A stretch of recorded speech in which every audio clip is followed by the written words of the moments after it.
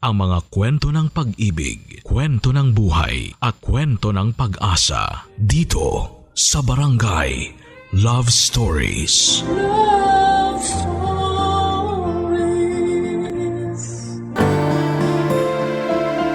Para sa isang ina, walang imposible. Lahat ay kanyang magagawa. Para sa isang ina, walang kapalit ang ginhawang dulot kapag naprotektahan nila ang kanilang mga anak. Ikaw, kabarangay, bilang isang ina ay paano ka ba magmahal at magprotekta? Dear Papa Dudut, ako nga pala si Mary, 45 years old at aminadong nalulong sa droga na naging dahilan para magkaroon ako ng problema sa pamilya ko. Meron akong asawa, si Bojo, meron kaming isang anak na lalaki at itago na lang natin siya sa pangalang Keisha. 10 years old at kompleto na sana ang buhay ko. Wala nang ibang hahanapin pa. Loyal at good provider ang asawa kong si Bojo Papadudut. Makulit pero malambing naman ang anak kong si Keisha. Mama's boy pa nga siya, Papadudut. Gusto niyang lagi lang nakadikit sa akin at nakayakap. Ang anak kong si Keisha ang dahilan kung bakit masarap gumising sa umaga. Kung bakit ang sarap lang maging isang ina, pero dahil sa pagkakamali ko ay nasira ang lahat. Mali ako sa paggamit ng droga, maling-mali na isipin na matatakasan ko ang aking mga problema oras na gumamit ako nito. Nalulong ako rito at hindi na makaahon pa. Dahilan para tuluyang magkaroon ng problema ang pamilya ko. Dahilan para mawalay ako sa anak kong si Keisha, Papa Dudut.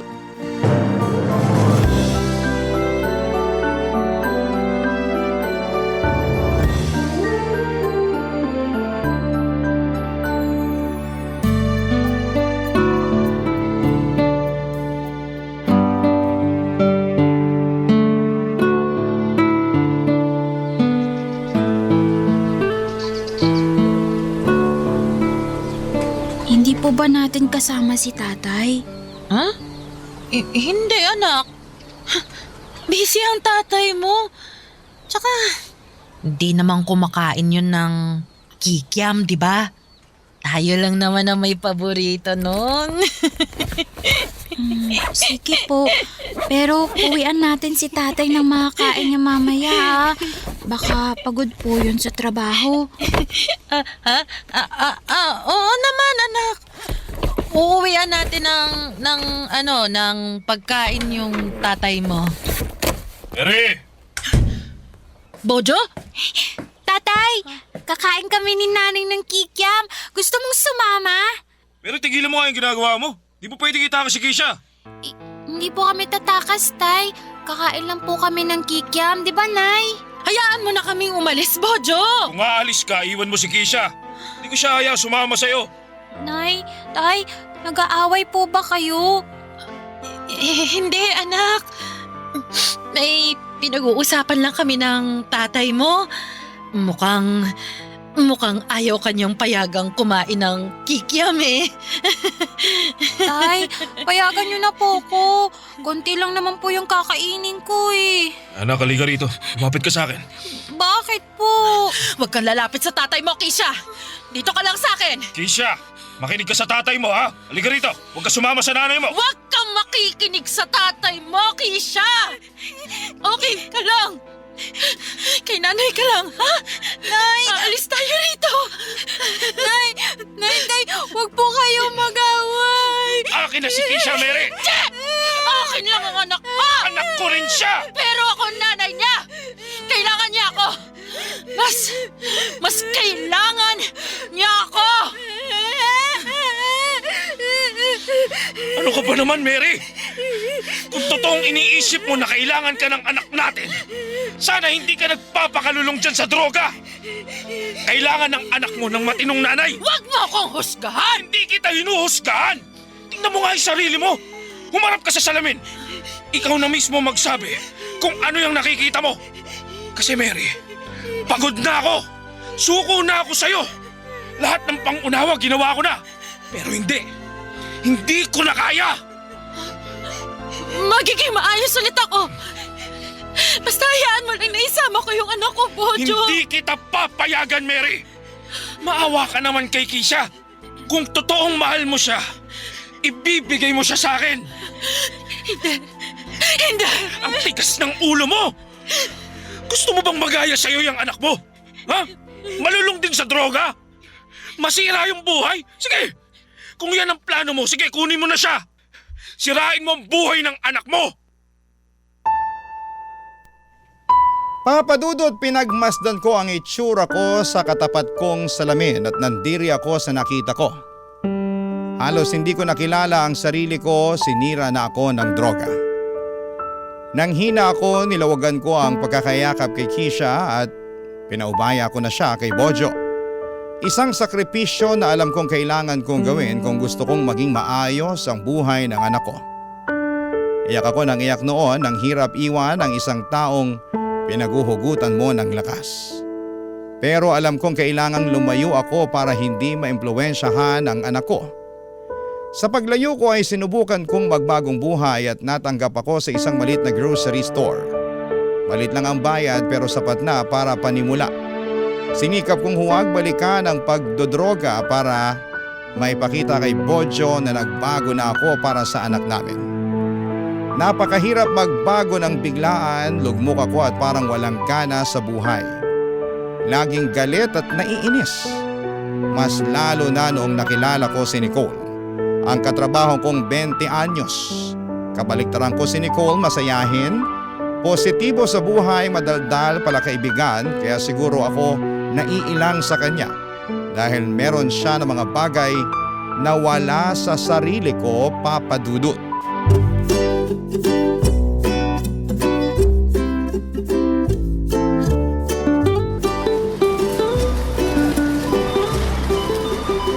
Hi, Ate Mary. Good morning. Walang maganda sa umaga. Wala ba?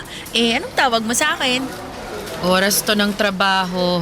Sana naman igalang mo. Super strict naman ito. Alam mo, Ate Mary, maganda ka eh.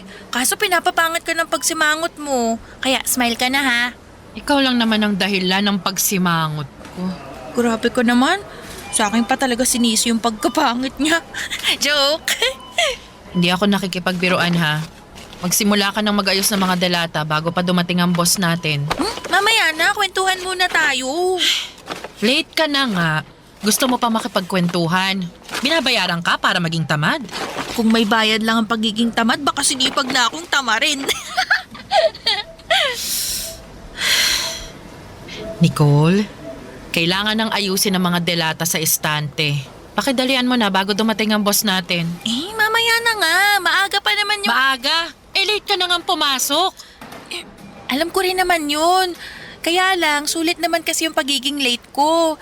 Kasi sinagot ko na si Arthur. At magkasama kami buong gabi. Kaya tingnan mo, kahit puyat ako, happy pa rin. Good morning na good morning talaga. Good morning, universe! Ay, kayong mga kabataan, puro puso ang pinapairal nyo. Kapag nagmamahal naman talaga, puso ang pinapairal, di ba? Alam nga namang appendix. Naku, kung appendix yon, baka pumotok na yun sa akin sa sobrang kilig ko. Alam mo ba, pinagluto niya ako ng corned beef at itlog kagabi. Sobrang effort talaga, ate. Hindi lahat ng lalaki kaya magluto ng corned beef at itlog, ha?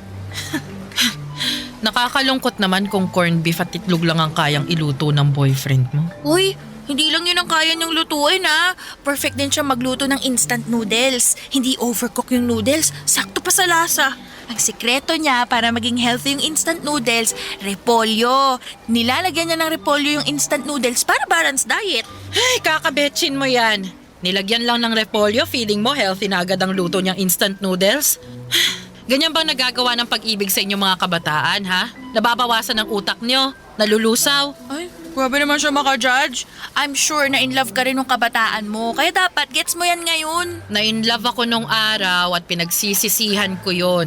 Kaya ikaw, habang bata ka pa, pagsisihan mo ng in-love ka.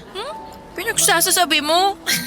Bakit ko naman pagsisisihan na in love ako? Dahil nga kay Arthur, nagkaroon ng kulay yung buhay ko. Tingnan mo nga super blooming ako today. Pansinin mo yung labi ko, ang pula, di ba? Dahil, hindi yan dahil sa lipstick, kinagat yan ni Arthur. Nakakawalang gana kang kausap, no? Walang sustansya ang mga topic mo. Doon ka na nga. Layuan mo ako. Ate Mary, bakit ba ang sungit mo sa akin? Mabait naman ako sa'yo Bakit palagi ka nalang galit? Bakit ako palaging galit? Dahil sa mga katulad mo. Ay, wala kayong alam sa totoong mukha ng mundo. Akala nyo masaya ang buhay? Nako, tingnan lang natin kapag sinampal na kayo ng realidad. Yung kapag nakilala kayo ng taong magpaparamdam sa'yo na madilim ang mundo. Alam ko pa rin naman yung realidad.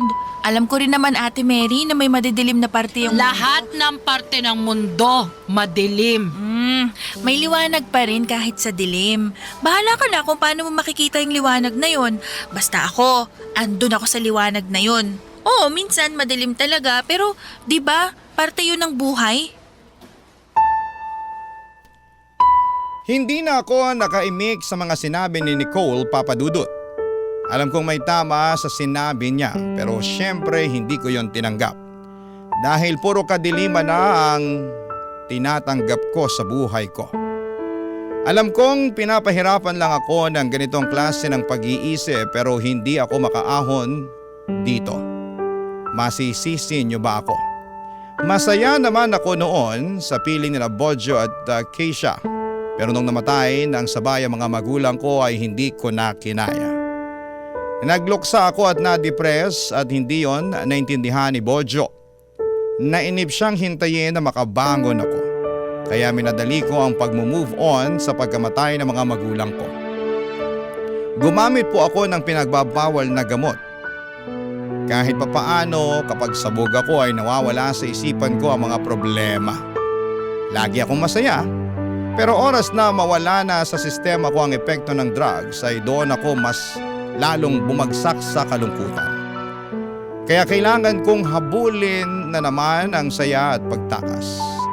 Tinuloy-tuloy ko ang paggamit nito, wag lang akong makabalik sa realidad na puro sakit lang ang nararanasan ko. Hanggang isang araw, dahil hindi ko nagawang talikuran ng masamang bisyo na ito, ang mag-ama ko na ang nagsimulang lumayo at tinalikuran na ako. Papadudut. Barangay Love Stories. Barangay Love Stories. Ilang buwan kong tiniis na hindi makita ang anak ko, Papadudut. Mapatunayan lamang kay Bojo na nagbabago na ako. Hindi na ako gumagamit ng drugs noon at dinaan ko na lamang sa pagyoyosi kapag natutokso akong gumamit ng bawal na gamot.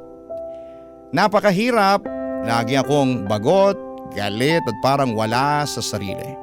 Pero nilabanan ko ang lahat ng hirap para lamang makapiling kong muli ang anak kong si Keisha. Nagbunga naman ang lahat ng pagbabago ko. Makalipas nga ang ilang buwan, nakakausap ko ng muli ang anak ko kahit sa phone lang. At nang makita ni Bojo na seryoso na ako sa pagbabago ay nag-decide siyang idalaw si Keisha sa trabaho ko. Pinaghandaan ko yon, bumili ako ng laruan at maraming kikiam para kay Keisha. Halos hilahin ko na nga ang oras noon para lamang makita ang anak ko. At nang sumapit na ang uwian ay nakita ko na sa wakas ang anak ko, Papadudut. Walang kasing saya na muling mayakap ang Keisha ko.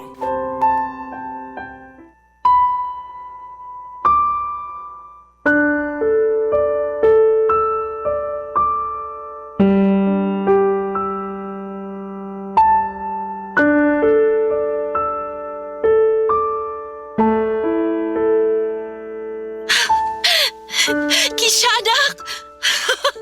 Kumusta ka na? Anak? Keisha, kinakausap ka ng nanay mo, sumagot ka. Okay lang. Anak, may binili akong manika para sa'yo. Eto, oh. Sabi nung sales lady, yan daw yung pinakasikat na laruan ngayon. Ano, nagustuhan mo ba, anak? Keisha, kinakausap ka ng nanay mo. Salamat po, Nay. At saka, anak, eto rin, oh. Marami akong biniling kikiam. Paborito mo to, di ba? Pwede mo na tong pangmeryenda pagkatapos ng klase mo. Hindi na ako kumakain ng kikiam. Ayoko na niyan. Ah, ganun ba? Nako, sayang naman to. Pero ayos lang. Matagal pa naman bago masira to eh. Ilagay nyo na lang sa freezer, ha? Marami pa kaming pagkain sa freezer. Hindi na yan kasya. Sa'yo na lang yan. Uy, Keisha. Sige, kung ayaw mo na nito, akin na lang. Pambaon ko na lang sa trabaho. Buti pa nga. Kasi mukhang wala ka namang kinakain ng maayos. Keisha, ba't ganyan ka ba makipag-usap sa nanay mo? Sinasabi ko lang naman po yung totoo. Hindi tama yan ha. Mag-sorry ka. Ay, hindi na. Totoo naman kasi. Wala na rin naman akong masyadong kinakain ngayon eh. Nag-iipon kasi ako para sa pang Noche Buena natin. Noche Buena?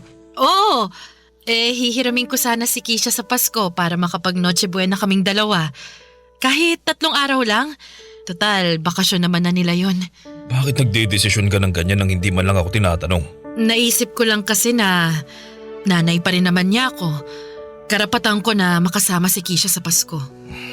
Uuwi kami sa probinsya sa Pasko. Planado na yun. E di kahit sa bagong taon na lang, ayos lang sa akin. Keisha, gusto mo bang makasama sa New Year si nanay? Maghahanda ako ng marami. Lahat ng gusto mo pagkain, bibilhin ko. Tay, ayoko pong makasama si nanay. Anak, kahit 1 araw lang? Sige na. O kaya kahit half day. Pasyal tayo sa mall tapos ihahatid na kita sa tatay mo. Sige na anak. Huwag mo nang ipilit, Mary. Di mo pwedeng makasama si Keisha. Napag-usapan na natin to dati, di ba?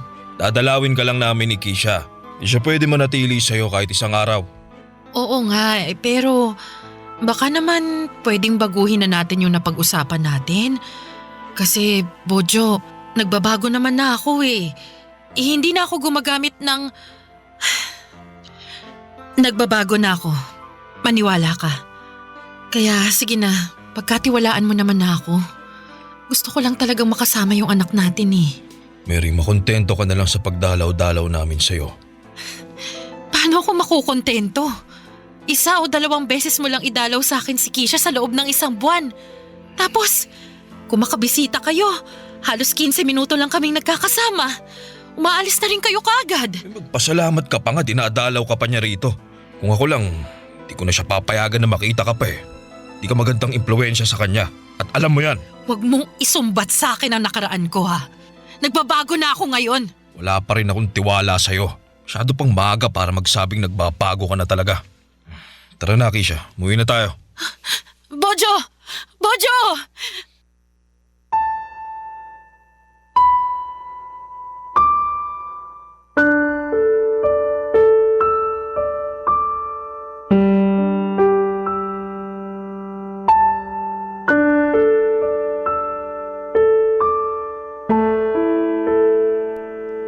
Papadudot para akong dinurog sa sinabi ni Keisha. Ayaw niya akong makasama at ayaw magtiwala ni Bojo na nagbabago na ako. Na hindi na ako gumagamit ng droga. Ang sakit lang na habang inaayos mo ang sarili mo, may mga tao sa paligid mo na patuloy pa rin sa pagdududa. Ano bang gusto nila? Ibalik ako sa dati kong ginagawa? Nang mga oras na yon ay galit ako. Parang gusto kong gumamit muli ng pinagbabawal na gamot para makatakas sa lungkot na nararamdaman ko. Kaya lang naisipan ko na mas lalo lang ilalayo ni Bojo sa akin si Keisha oras na malaman niya na bumalik ako sa pagdadrugs. Hindi ko hahayaang mangyari yon, kaya naman pinakalma ko ang sarili ko at pinalipas ang ilang araw para muling makausap si Bojo. Muli akong makikiusap na pagbigyan niya ako kahit na 1 buong araw lang na makasama ko si Keisha. Lahat ay handa kong gawin para mapagbigyan ako sa hiling kong yon. Papadudot.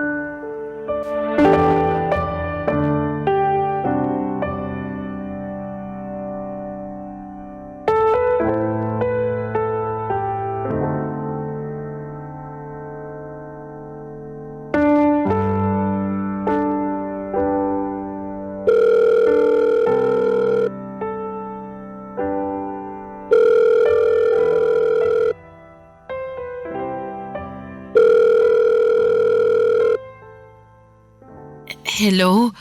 Bojo? Ano na naman ba, Mary? Talaga bang gumamit ka pa ng ibang numero para guluhin ako? Kasi hindi mo naman sinasagot yung tawag ko sa'yo dati. Wala na kasing dapat pag-usapan pa. Nakikiusap lang naman ako ulit ngayon na… Wala nang magagawa yung pakiusap mo. Sinabi ko naman na sa'yo, di ba? Hindi mo pwedeng mahiram si Keisha. Baka mamaya itakas mo pa siya. Hindi ko gagawin yun! Ibabalik ko rin siya sa'yo. Sinubukan mo na dati na itakas siya. Wala na akong tiwala sa'yo. Bojo, pagkatiwalaan mo naman na ako ngayon. Alam ko malaki yung naging kasalanan ko sa inyong mag-ama pero bumabawi naman na ako ngayon eh. Papatunayan ko sa inyo na maayos na Wala ako. nang pupuntahan ng pag-uusap nating to, Mary. Ayaw din naman ni Keisha na makasama ka pa. Huwag mo nang pilitin yung bata. Pinipigilan mo lang siya eh. Alam kong gusto niya akong makasama. Alam mong mahal na mahal ako ni Keisha, di ba? Imposibleng ayaw niyang makasama ang nanay niya. Ano ba, Mary? Harap-harapan na niyang sinabi sa'yo na ayaw kanyang makasama. Gusto mo pa talaga saktan ulit ang sarili mo? Ha? Mary, iniiwasan ka na ng anak mo. Yung pagdalaw-dalaw namin sa'yo noon, persado pa yun. Ako pa ang namimilit sa kanya na magpakita sa'yo. Kaya nga gusto ko ulit siya makasama eh. Para maging malapit na ulit kami. Para masanay na ulit siya sa akin. Bojo, tulungan mo naman ako mangyari yun. Huwag na nating pilitin yung bata kung hindi pa siya handa. O baka naman ikaw kasi tong hindi pa handa na bumalik ako sa buhay ninyo. Mary, wala ka nang babalikan sa pamilya natin. Sigurado na yon. Si Keisha, makikita mo lang siya paminsan-minsan kung gusto niya. Pero ako, wala na. Wala ka nang babalikan. Ganon-ganon na lang yun, Bojo. Itatapon mo na lang lahat ng pinagsamahan natin dahil lang sa pagkakamali ko. Ikaw ang nagtapon ng lahat, Mary. Ipapaalala ko lang sa'yo. Huwag mong isisi sa akin ang mga desisyon mo sa buhay. Ikaw ang nanira sa'yo, hindi ako. Sakim ka! Hindi mo naiintindihan ang nararamdaman ko noon. Namatayan ako ng mga magulang, Bojo. Namatayan ako! Hindi ko alam ang ginagawa ko noon. Tapos nasan ka, ha? Lagi kang wala. Hindi mo ako pinapakinggan kapag nagsasabi ako sa'yo na nalulungkot ako. Kapag umiiyak ako sa gabi, lagi mo lang akong tinatalikuran. Parang wala kang naririnig. At ako pa ang may kasalanan? Ganun ba? Sa akin mo pa sinisisi kung bakit ka nalulong? Simpatsya! Simpatsya lang naman ang kailangan ko nun eh. Pero hindi mo yun binigay sa akin. Hindi kita sinisisi na nalulung ako. Pero sana hindi ako umabot dun kung nakita mo lang sana na durog ako nun. Kung tinulungan mo lang sana ako. Mary, nakakarindi ka na? Mas lalo mo lang ako tinutulak para ilayo sa'yo ang anak natin eh. Huwag ka muna magpaparamdam sa amin ng anak mo. Manahimik ka muna at ayusin mo na lang yung buhay mo. Bahala ka na!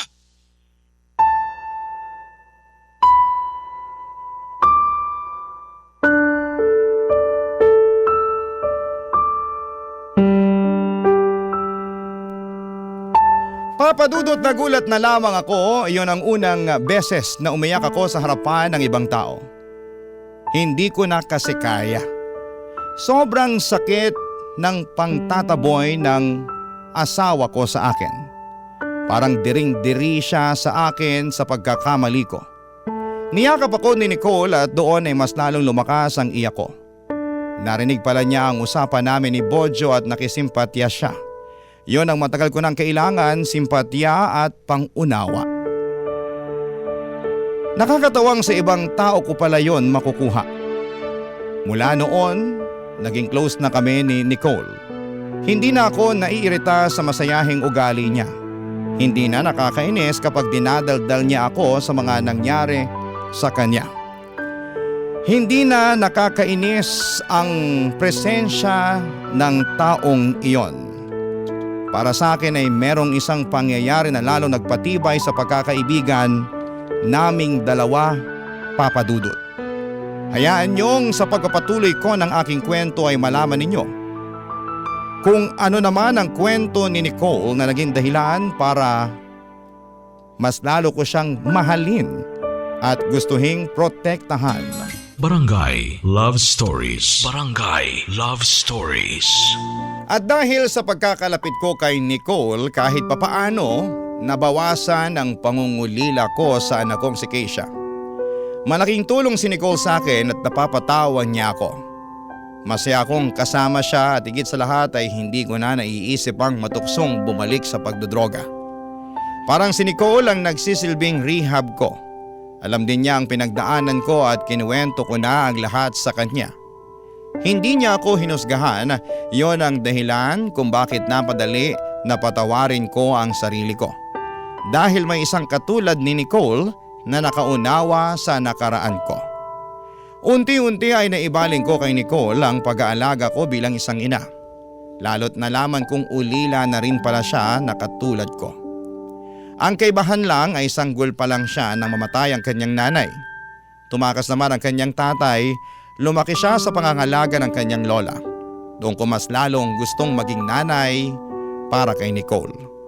Kaya lahat ng hindi ko maibigay at magawa para sa anak kong si Keisha, ginawa ko para sa anak-anakan kong si Nicole, Papa Dudut.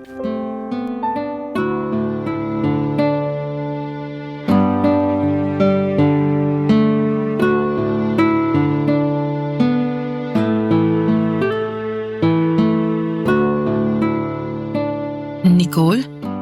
Okay ka lang ba? Ay, oo naman. Okay na okay. Okay na eh. Hindi ako okay eh. Nicole, bakit? Anong nangyari? Sige, ikwento mo sa akin. Si Arthur kasi. Yung boyfriend mo? Nalaman ko na meron pala siyang asawa at anak sa probinsya. Hayop na yan! Kala ko matino. Tapos nung pinaamin ko siya, binugbog niya ako. Ano? Pero hindi naman daw niya sinasadya. Nakagamit lang daw siya eh. Nakagamit ng ano? Droga. Tagal na pala siyang gumagamit kasi may problema siya sa mga pinagkakautangan niya sa sugal. Pero hindi niya sinasadyang saktan ako, Ate Mary. Humingi naman siya ng pasensya eh.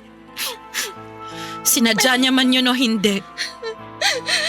Mali na, mangbugbog siya at gumamit ng droga.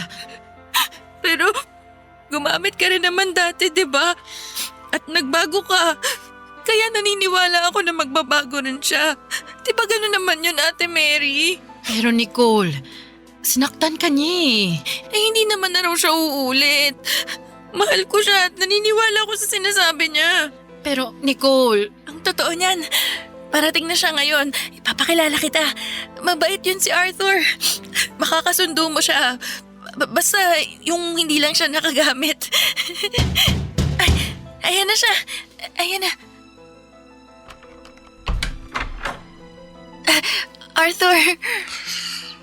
Bakit hindi ka sumasagot sa tawag ko? May kasama ka bang lalaki rito, ha? Ha? Wala ah. Nasa kwarto kasi yung cellphone ko at wala akong ibang lalaking kasama rito, si Ate Mary lang. Yung katrabaho ko. Halika, ipapakilala kita sa kanya. Sinungaling! Arthur! Nanlalalaki ka na? Porque nalaman mong may asawa at anak ako? Hindi, walang ganun. Huwag mo akong saktan, please. Kakahiya kay Ate Mary. Wala akong pakialam! huwag mong saktan sa Nicole! Ilayuan mo siya! Huwag kang makialam dito, tanda! Ate Mary! Arthur, huwag mong itamay si Ate Mary. Wala siyang kasalanan. Pakialam, Mere! At saka...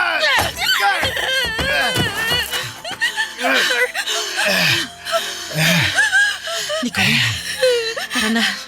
Habang wala pang malay si Arthur, isusumbong natin siya sa pulis. Halika na! Ate Mary, hindi ko pwedeng iwan si Arthur. Pag hindi mo pa siya iniwan, papapatay ka niya. Ako na nagsasabi sa'yo. Hinampas ko ng vey si Arthur sa ulo. Nawalan ito ng malay at nagkaroon kami ng chance ni Nicole na makatakbo. Agad po kaming pumunta sa mga pulis para magsumbong at maswerteng nahuli naman nila si Arthur bago ito nagkaroon ng malay.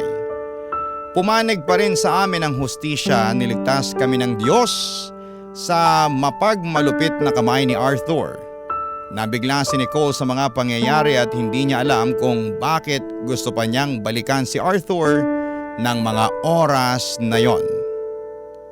Gusto pa niyang unawain at patawarin pero pinigilan ko na siya. Nagpakananay ako sa kanya, Papa Dudut. Prinotektahan ko siya na parang sarili kong anak. Inuwi ko muna siya sa inuupahan ko para gamutin siya at hindi malugmok sa kalungkutan.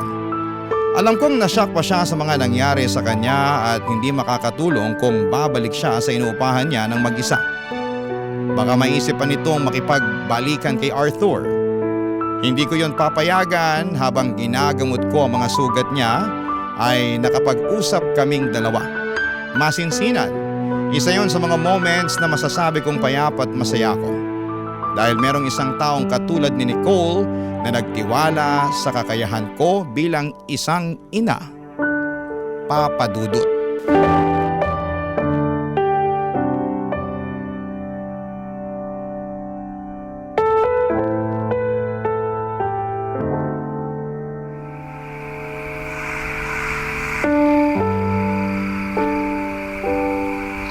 Ate, salamat ah. Salamat sa lahat-lahat. Hindi mo naman na obligasyon na tulungan ako pero ginawa mo pa rin. Ano ka bang bata ka? Kapag may inaabuso, dapat lang naman natulungan, di ba? At saka, aaminin ko na pamahal na ako sa'yo eh.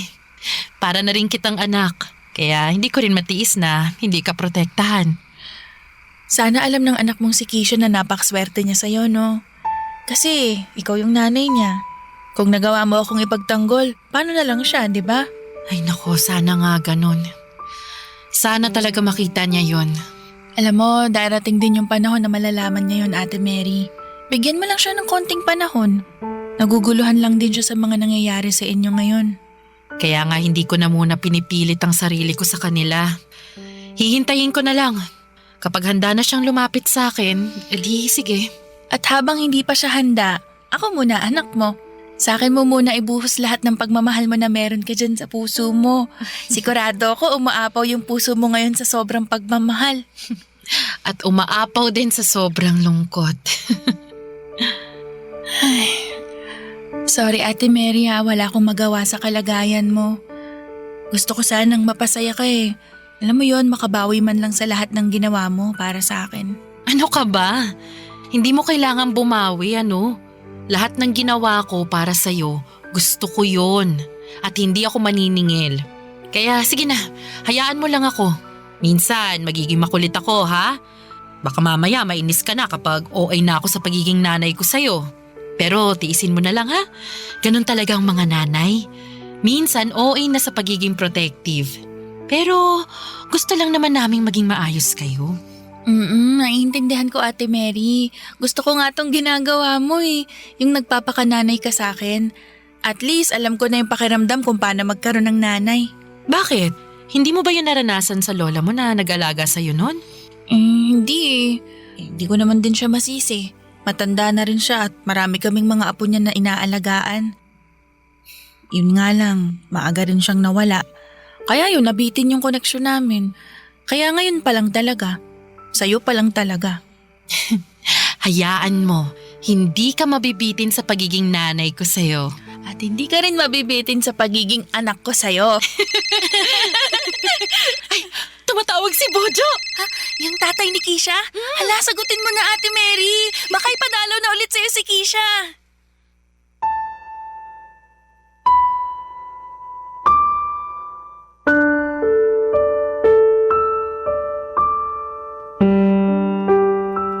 Hindi ko ma-describe ang nararamdaman ko ng mga oras na yon, Papa Dudut.